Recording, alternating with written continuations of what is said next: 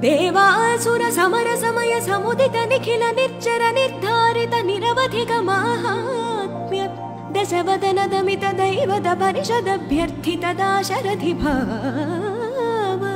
दिनकर कुल कमल दिवाकर दिविशदधिपतिरण सहचरण चतुर दशरथ चर मरण विमोचन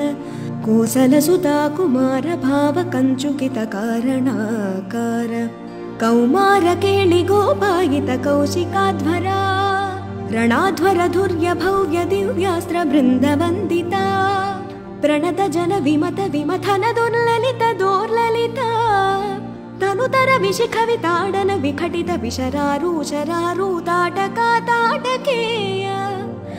जडकिरण शकलधर जटिल नटपति मकुट तट नटन पटु विबुध सरिदति बहुळ मधुकणन ललित पद नलिन रच उपमृदित निज व्रज नज हतुपल तनु रुचिर परम मुनिवर युवति नुता कुशिक सुत कथित विदित नव विविध कथा मैथिल नगर सुलोचनालोचन चकोर चंद्र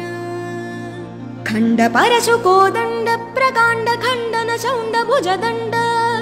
चंडकर किरण मंडल बोधित पुंडरीक वन रुचिलुंटा कलोचन मोचित जनक हृदय शंकातंका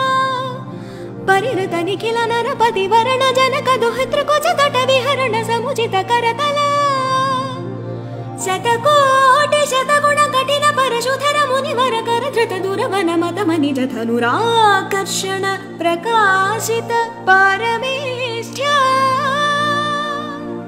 क्रतुहर शिखर गन्तु कविहृत्युन्मुख जगदरुन्तु दजित हरिदन्ति दन्त दन्तुर दशवदन दमन कुशल दशशत भुज मुख नृपति कुल रुधिर झर भरित पृथुतर तटाक तर्पित पितृक भृगुपति सुगति विहर